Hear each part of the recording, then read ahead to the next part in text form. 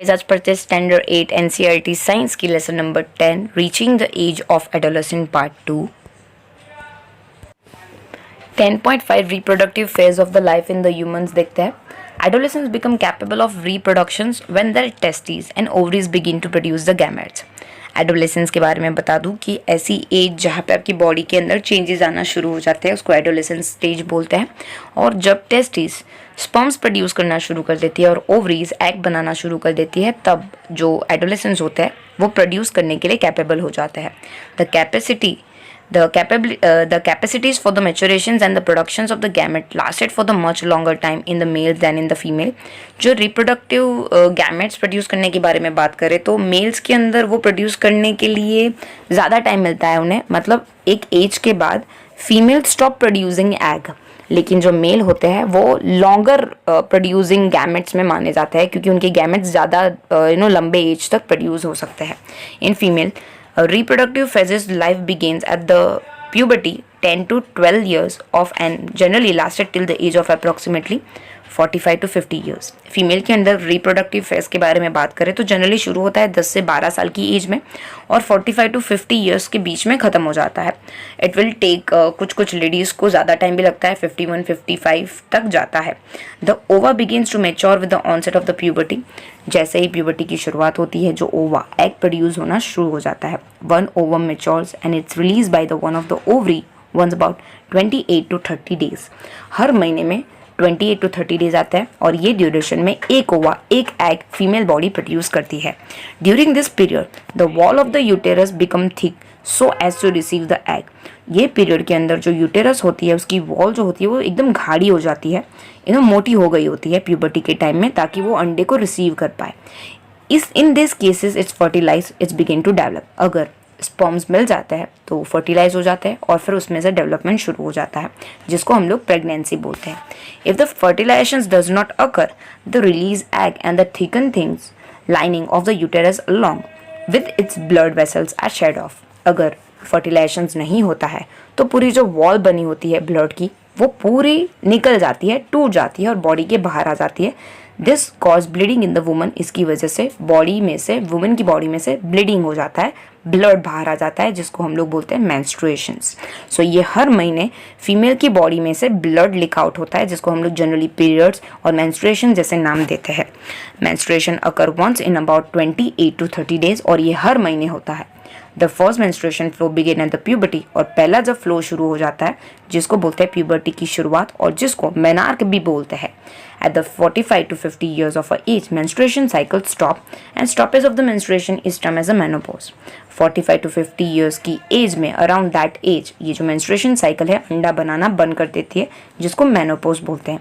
Initially menstrual cycle may be irregular। menstruation cycle person to person depend करती है, varies होती है।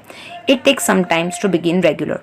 कभी कभी ऐसा होता है कि पहले मंथ में मेंस्ट्रुएशन हो गया फिर 2 महीने के बाद नहीं हुआ, लेकिन धीरे धीरे जैसे जैसे एज बढ़ती जाती है वो रेगुलर हो जाता है। पहले को क्वेश्चन होता है, Paheli says that reproductive life of the woman lasted from menarche to menopause. Is she right? तो मतलब कि मेनार्क से लेके मेनोपॉज का ही पीरियड होता है उनका रिप्रोड्यूस करने के लिए। हाँ, वो सही बोल रही है, यही ड्यूरेशन होता है जब एक फीमेल प्रोड्यूस कर सकती है baby.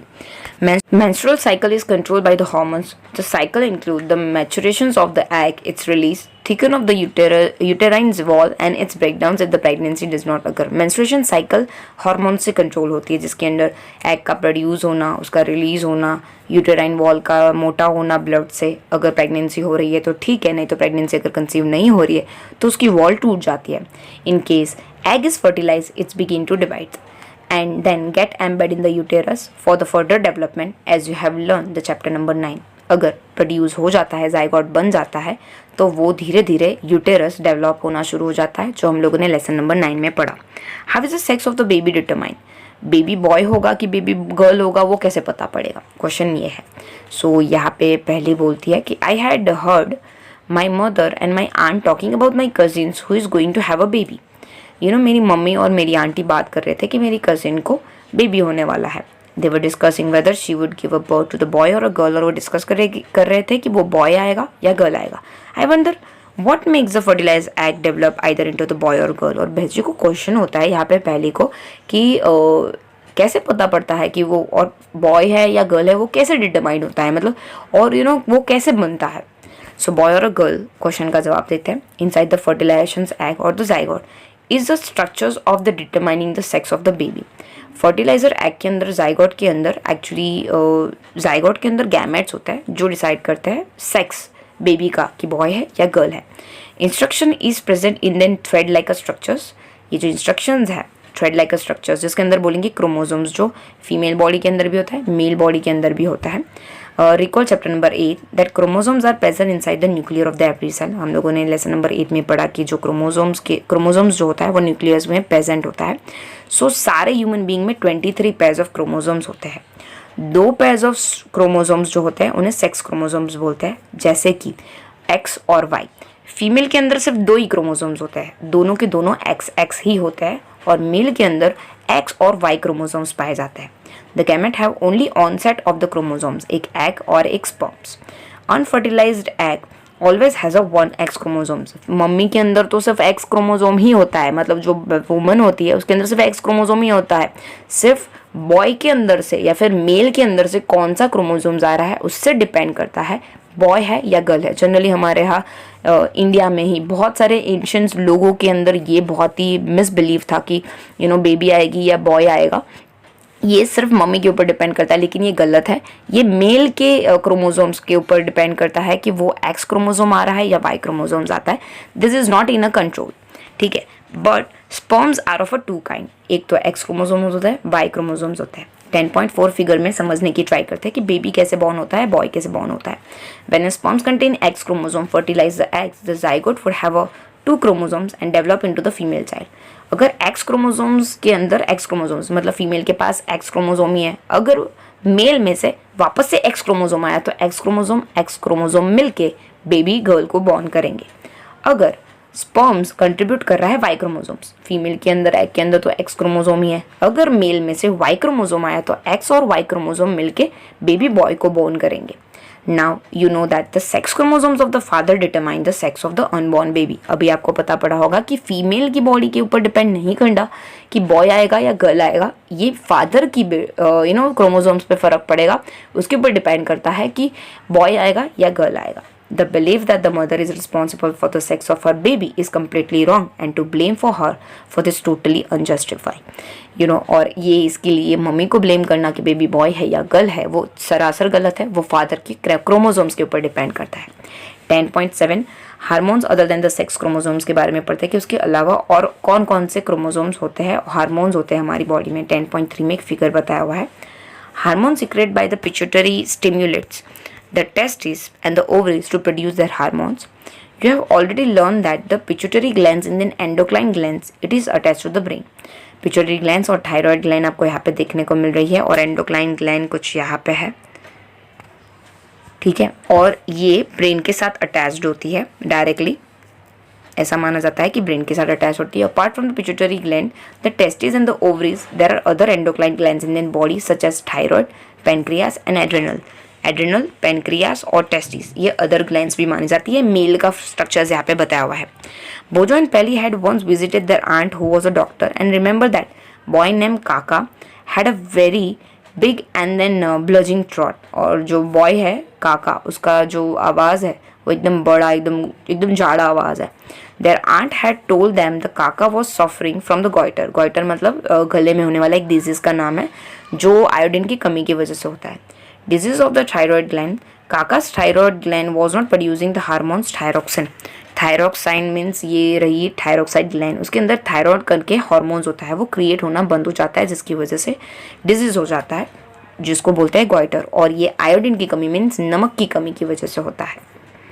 Their aunt also told them that their uncle was suffering from the diabetes. उनके जो अंकल है वो डायबिटीज से सफ़र करते हैं because his pancreas was not producing the hormones insulin in the sufficient quantity. उनका इंसुलिन जो है वो हार्मोन प्रोड्यूस नहीं कर रहा है, उनका जो पेनक्रियाज है वो इंसुलिन करके हार्मोन्स होता है वो प्रोड्यूस नहीं कर रहा है, इसलिए उन्हें डायबिटीज़ है। Boojho and Paheli then asked their aunt about the adrenal gland. Boojho और पहली ने फिर उनकी आंट को एड्रेनल ग्लैंड के बारे में पूछा। जो चार्ट में दिखाया गया है, क्लिनिक के अंदर एक चार्ट था, वॉल के ऊपर लगाया था, उन्होंने उसको देख के पूछा, the aunt told them that the adrenal glands secrete the hormones which maintain the correct salt balance in the blood. इन्होंने बोला कि जो एड्रेनल ग्लैंड है वो हमारी बॉडी में सॉल्ट को बैलेंस करने का काम करती है ब्लड के अंदर. Adrenal also produce the hormones is called adrenaline. और एड्रेनल जो है वो हार्मोन प्रोड्यूस करती है जिसको एड्रेनलिन बोलते हैं. ये हमारी बॉडी को स्ट्रेस के सामने एडजस्ट करने में, और you know when one is very angry, embarrassed और द वरी, तब हमारा स्ट्रेस कम करने का काम करता है. Thyroid and the adrenal secretes their hormones when they receive the order from the pituitary through its hormones. Thyroid और adrenals तभी हार्मोन्स क्रिएट करते हैं जब पिट्यूटरी ग्लैंड से उन्हें ऑर्डर मिलता है. और pituitary also secret the growth hormones. Pituitary gland से ग्रोथ हार्मोन्स रिलीज होते हैं जो हमारी लेंथ को बढ़ने में, हमारे नॉर्मल ग्रोथ में मदद करती है. यहाँ पे बोझों का क्वेश्चन होता है, are the hormones in the other animal also and have they any role to play in the reproductions. कि हमारे में तो होता है लेकिन एनिमल के अंदर भी होते हैं क्या हार्मोन्स, और ये रिप्रोडक्टिव में मदद करता है, बेबी को बॉर्न करने में मदद करता है. सही. 10.8 role of the hormones in then completing the life and the history of the insects and the frog देखेंगे. You have already learn about the life histories of the silk moth and the frog. हम लोगों ने already पढ़ा silk moth और frog की life histories पिछले lesson में. Caterpillar has to pass through the various stage to become adult moth. Caterpillar को अलग अलग स्टेज में से पास होना पड़ता है कैटरपिलर से एडल्ट मोथ बनने में, मतलब बटरफ्लाई बनने में. हम लोग को लास्ट ईयर याद करना है 7, जहाँ पे हम लोगों ने सिल्क मोथ की पूरी हिस्ट्री पढ़ी थी. Similarly tadpole passes through the certain stages जो हम लोगों ने पिछले लेसन्स में पढ़ा हुआ था. This changes from the larva to adult, जिसको हम लोग मेटामॉर्फोसिस बोलेंगे. लार्वा से बड़े फ्रॉग में या फिर बड़े कैटरपिलर में, मोथ में चेंज होने वाली प्रोसेस को मेटामॉर्फोसिस बोलेंगे. और मेटामॉर्फोसिस एक्चुअली इंसेक्ट के अंदर इंसेक्ट्स हार्मोन को कंट्रोल करते हैं. फ्रॉग के अंदर ये थायरोक्साइड करके ये हार्मोन्स होता है जो थायरॉइड को प्रोड्यूस करते हैं, जो इनमें बदलाव लाने के एक रीज़न बनते हैं. Thyroxine productions require the presence of the iodine in the water. और ये प्रोड्यूस होने के लिए वाटर के अंदर सॉल्ट होना बहुत ज़रूरी है. If the water in which the tadpoles are growing does not contain sufficient iodine, tadpole adult ही नहीं बन सकते. अगर सॉल्ट ही नहीं होगा उतना इनफ, तो फिर वो बेबी फ्रॉग ही रहेंगे और अडल्ट में कन्वर्ट ही नहीं होंगे. सो यहाँ पे बोझों को क्वेश्चन होता है कि if the people do not have enough iodine in that diet, will they got goiter cause by the lack of the thyroxine. Yes, अगर हमारे खाने में इनफ अमाउंट में सॉल्ट नहीं होगा तो हमें गॉइटर जैसा डिजीज हो सकता है, जस्ट बिकॉज ऑफ हमारी बॉडी में थायरोक्साइन करके जो केमिकल होता है, हार्मोन्स होता है, वो बनने बंद हो जाते हैं. 10.3 एक्टिविटी में बोला है कि collect the information from the magazines और from the doctor, prepare the note on the importance of the consuming iodise salt. Salt खाने के क्या फ़ायदे हैं आप कलेक्ट कीजिए इन्फॉर्मेशन मैगजीन्स में. And you can also look for this information on the internet, और आप सेम इन्फॉर्मेशन इंटरनेट के ऊपर भी फाइंड कर सकते हो. 10.9 रिप्रोडक्टिव हेल्थ देखेंगे. The physical and the mental well being of the individual is regarded as a individual health. Physically और मेंटली अच्छा दिखना, अच्छा होना, अच्छा फील करना, इसको इंडिविजुअल हेल्थ माना जाता है. To keep the body healthy, every human being at any age need to have a balance diet. अगर हमारी बॉडी को हेल्दी रखना है, माइंड को हेल्दी रखना है, तो हमें एक बैलेंस डाइट खाना पड़ेगा. The person must also observe the personal hygiene, undertake the educate physical exercise. इसके लिए पर्सनस को अपना पर्सन हाइजीन मीन्स बॉडी को अच्छा रखना पड़ेगा, साफ सुथरा रखना पड़ेगा और फिजिकल एक्सरसाइज करनी पड़ेगी. During adolescence however it become even a more essential as a body is growing. और जब एडोलेसेंस का पीरियड होता है तब ये चीज़ बहुत ही इंपॉर्टेंट हो जाती है, क्योंकि ये टाइम में बॉडी ग्रोइंग स्टेज में होती है. Nutritional need of the adolescence देखेंगे. Adolescence is a stage of a rapid growth and development. Adolescence एक ऐसा स्टेज माना जाता है जब बॉडी एकदम ड्रास्टिकली बढ़ती है, ग्रो होती है. Hence the diet for an adolescence has to be carefully plan. So इसीलिए एडोलेसेंस के स्टेज में हमारा जो डाइट होता है वो बहुत अच्छे से प्लान होना चाहिए, बैलेंस डाइट खाना चाहिए. रिकॉल बैलेंस डाइट का मतलब क्या हो गया, जिसके अंदर प्रोटीन, कार्बोहाइड्रेट, फैट्स, विटामिन और सारे प्रोपोर्शनेटली जो न्यूट्रिशंस हैं वो अच्छे से होने चाहिए. मतलब अगर इंडियन मील के हिसाब से बात करें तो रोटी, दाल, राइस, वेजिटेबल्स, ये हमारा बैलेंस मील है. मिल्क, एक्चुअली अगर मिल्क पी लो तो वो कंप्लीट फूड हो गया. फ्रूट्स ऑल्सो प्रोवाइड करते हैं न्यूट्रिशंस. जो इन्फेंट होते हैं, छोटे बच्चे होते हैं, वो मम्मी का मिल्क, जो मदर मिल्क होता है, उनके लिए वो बेस्ट नरिशमेंट होता है. Iron build blood and the iron rich foods such as leafy vegetables, jaggery, meat, citrus, Indian gooseberry are the good for the adolescents. Iron build up करने के लिए बॉडी के अंदर हमें लीफी वेजिटेबल्स खाने चाहिए जैगरी, मीट, साइट्रस फ्रूट और आंवला खाने चाहिए, एडोलेसेंस के लिए बहुत अच्छा होता है। Check item for the lunch and the dinner in your meal. Is the meal a balance और द न्यूट्रिशियस? आपको आपका खाना चेक करना पड़ेगा, बैलेंस डाइट है या न्यूट्रिशियस है, क्योंकि बहुत इंपॉर्टेंट है आप न्यूट्रिशियस खाना खा रहे हो या नहीं। Does it include the serial which gives the energy, milk, meets, nuts, pulses which provide the protein for the growth? जिसके अंदर मिल्क, मीट, नट्स, पल्सेस ये सब चीज़ें आ गई जो हमारे ग्रोथ के लिए बहुत इंपॉर्टेंट है क्योंकि प्रोटीन प्रोवाइड करते हैं। Also does it include the fats and the sugar and give energy? Fat और शुगर भी इंपॉर्टेंट है क्योंकि ये हमें एनर्जी देने का काम करते हैं। What about fruits, vegetable which are protective food? Fruits और वेजिटेबल्स के बारे में क्या ख्याल है, क्योंकि ये हमें प्रोटेक्ट करने का काम करते हैं क्योंकि उसमें से विटामिन एंड मिनरल्स मिलता है। चिप्स एंड द पैक्ड और the tin snacks though very tasty should never be replace regularly meals as they do not have a adequate nutritions value. Chips और पैक्ड टीन में जो snacks आते हैं वो नहीं खाने चाहिए क्योंकि उसमें न्यूट्रिशन ज़रा भी नहीं होता है। 10.4 के अंदर आपको आपके फ्रेंड्स के साथ एक ग्रुप बनाना है और आप ब्रेकफास्ट, लंच और डिनर में क्या खाते हो, अगले दिन क्या खाया था, आपको एक लिस्ट बनानी है और आइडेंटिफाई करनी है कि आपकी प्रॉपर ग्रोथ के लिए इंपॉर्टेंट है या नहीं। और ऑल्सो आइडेंटिफाई कि आप कोई जंक फूड तो नहीं खाते हो, कंज्यूम तो नहीं करते, आगे दिन कोई खाया तो नहीं था जो आपकी बॉडी के लिए बहुत ही हैज़ार्डियस है। 10.5 में get the idea from the pictures given in the 10.6। आपको चार्ट बनाना है, पोस्टर बनाना है और क्लास के अंदर स्टिक करना है ताकि एडोलेसेंस के टाइम में आपको ये सारी चीज़ें खानी है और ये आपके ग्रोथ के लिए बहुत इंपॉर्टेंट है। You may use your creative idea, present it like advertisement, you may even organize a competition on this topic। आप कंपटीशन भी कर सकते हो ये सारे टॉपिक्स को लेके कि आपके लिए कितना इंपॉर्टेंट है। पर्सनल हाइजीन के बारे में बात करते हैं। Everyone should have a bath at least once every day. दिन में एक बारी बाथ लेना चाहिए, ये बहुत ही इंपॉर्टेंट है टीनेजर्स के लिए क्योंकि उनकी एक्टिविटी बहुत ही इंक्रीज़ हो गई होती है, उसकी वजह से उन्हें स्वेट बहुत ज़्यादा होता है, स्वेट ग्लैंड्स भी तो बढ़ गई होती है, तो उसकी वजह से बॉडी में से स्मेल आती है। All the part of the body should be washed and clean every day. So body को रोज साफ करना चाहिए और क्लीन रखना चाहिए। If the cleanliness is not maintain there are the chance of catching bacterial infections. अगर हमारी बॉडी साफ नहीं रहेगी तो बैक्टीरियल इन्फेक्शंस होंगे। Girls should take a special care of cleanliness during the time of menstruation flow. और girls को menstruation flow के टाइम में क्लीनिनेस का ध्यान रखना चाहिए। They should keep track of the menstruation cycle and be prepare for the onset of the menstruations. उन्हें अपने मेंस्ट्रुएशन साइकिल का ट्रैक रखना पड़ेगा कि पिछले मंथ में उनका मेंस्ट्रुएशन साइकिल कब स्टार्ट हुआ था और एक अपने हेल्थ का भी ध्यान रखना है। फिजिकल एक्सरसाइज के बारे में बात करेंगे। Walking and playing in fresh air keep the body fit and healthy. अच्छे एनवायरनमेंट में फ्रेश एयर में ब्रीथ करना, चलना, खेलना ये बॉडी की फिट और हेल्दीनेस के लिए बहुत ज़्यादा इंपॉर्टेंट है। All young boys and the girls should take walk, exercise and play outdoor games. Young boys और गर्ल्स को वॉक करना चाहिए, एक्सरसाइज करना चाहिए और आउटडोर गेम्स खेलनी चाहिए। मिथ्स, टबूज, डूज एंड डोंट्स देखेंगे कि कुछ ऐसी चीज़ें जो हम इतने टाइम से मानते हैं, कुछ करते हैं, कुछ नहीं करते हैं। हम लोगों ने 9th लेसन में पढ़ा scientific that related to the human reproduction. There are the many wrong notions which you should not be able to discard as informed adolescence। कुछ ऐसी मान्यता है जो राइट नहीं है, जो भी हमारे माइंड में पड़ी है। For example, that there is a myth and the taboos regarding the body's change that adolescent experience। Some of these are given below and you now argue why these are myth nor fact।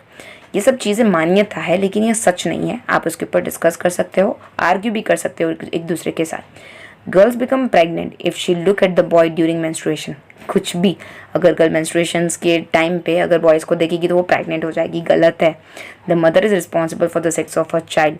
Baby boy आएगा, baby girl आएगा, वो mummy के ऊपर depend करता है। Absolutely wrong, नहीं फ़र्क पड़ता। The girl should not be allowed to work in the kitchen during menstruation. Menstruation के टाइम में गर्ल्स को किचन में वर्क नहीं करना चाहिए, ये गलत है। You may come across many other myths and the taboos, discard them. आपको बहुत सारे अलग अलग टैबूज जो हमारी सोसाइटी में प्रिवेल करते हैं, आप उसके बारे में डिस्कस कर सकते हैं और एक दूसरे के साथ आर्ग्यू कर सकते हैं। 10.6 एक्टिविटी देखते हैं। Collect the data on the number of the children in your class who exercise regularly and who do not exercise regularly. आपको क्लासरूम में कौन एक्सरसाइज रेगुलर करता है, कौन एक्सरसाइज रेगुलरली नहीं करता है, उसके ऊपर आपको चार्ट बनाना है। Did you notice any difference in their fitness and health. और जो एक्सरसाइज करते हैं, जो एक्सरसाइज नहीं करते हैं, उनके हेल्थ में और फिटनेस में कोई डिफरेंस है वो देखना है। Prepare a report on the benefit of the regular exercise. Regular exercise करने से क्या बेनिफिट होते हैं उसके लिए एक रिपोर्ट बनानी है। Say no to drugs. Adolescence is the period of much activity in the body, minds, which is normally part of the growth up। Adolescence एक ऐसा पीरियड है, बॉडी के अंदर इतनी सारी एक्टिविटी होती है, ग्रोथ का पीरियड होता है, माइंड और बॉडी में बहुत सारी एक्टिविटी होती है, बहुत सारे चेंजेस होते हैं. So do not feel confuse और इनसिक्योर. तो आपको कन्फ्यूज होने की, इनसिक्योर होने की ज़रूरत नहीं है. If anybody suggest that you will get relief if you take some drugs, just say no unless prescribed by the doctor. अगर कोई आपको बोले कि आपको ये ड्रग्स लेना है तो प्लीज़ बिना डॉक्टर की सजेशन से कोई ड्रग्स मत लीजिए. ड्रग्स एडिक्टिव हो सकते हैं, आप उसके एडिक्शंस में आ सकते हैं. If you take them once you will feel के taking them again and again. अगर आपने एक बारी लिया तो आपको लगेगा कि आपको दूसरी बारी भी लेना है, क्योंकि ये आपकी बॉडी को आराम दे रहा है. They harm the body in the long run. ये बॉडी को नुकसान पहुँचा सकता है. They ruin the health and the happiness. ये आपकी हेल्थ और हैप्पीनेस को रूइन कर सकता है. You must have heard about the AIDS which is cause by the dangerous virus. आपने एड्स के बारे में सुना होगा, जो बहुत ही डेंजरस वायरस है, जो HIV की वजह से होता है. ये जो वायरस है ये नॉर्मल पर्सन से इन्फेक्टेड पर्सनस के बीच में जाता है. जब एक सेम सिरिंज इंजेक्शन की सेम सिरिंज एक पेशेंट्स को डालने के बाद दूसरे पेशेंट्स को यूज़ कर ली हो डॉक्टर ने, तो ये इंजेक्शंस की वजह से होती है. It can also transmitted to the infant from the infected mother through the milk. ऐसा भी हो सकता है कि मम्मी के अंदर HIV एड्स हो तो बेबी को दूध पिलाते टाइम उसमें भी चली जाए. The virus can also be transmitted through the sexual contact with the person infected with the HIV. जब रिप्रोडक्शंस का प्रोसेस चलता है तब सेक्सुअली अगर एक पर्सन दूसरे पर्सन्स के कांटेक्ट में आए तो भी एज हो सकता है. एडोलेसेंट प्रेगनेंसी देखेंगे. You might be knowing that हमारी कंट्री में लीगल मैरिज का एज 18 ईयर्स है गर्ल्स के लिए और बॉयज़ के लिए 21 है. This is because teenagers mothers are not prepared mentally और फिजिकली फॉर द मदरहुड. जो छोटी लड़कियाँ होती हैं वो मदरहुड के लिए रेडी नहीं होती है फिजिकली और मेंटली. अर्ली मैरिज और द मदरहुड उनकी हेल्थ इश्यू भी ला सकता है, कभी कभी डेथ भी हो सकती है उनकी और बच्चे की, दोनों की. It also curtains employment opportunity for the young woman and may cause a mental agony as she is not ready for the responsibility of the motherhood. ऐसा भी हो सकता है कि उनकी लाइफ की जो अपॉर्चुनिटीज़ है एम्प्लॉयमेंट की वो रह सकती है और उनको हमेशा टेंशन आ जाएगा, क्योंकि वो बहुत ही अर्ली मदरहुड में आ गई होगी तो वो रिस्पॉन्सिबिलिटी के लिए रेडी ही नहीं होगी. एंड शी फील अ डर, उनको बारी बारी डर महसूस होगा. Thank you so much. अभी तक आपने हमारी चैनल को सब्सक्राइब नहीं किया है तो सब्सक्राइब आइकन को क्लिक करके सब्सक्राइब कर दीजिए. कमेंट में ज़रूर बताइए वीडियो आपको कैसी लगी और लाइक करना मत भूलिएगा. Thank you so much.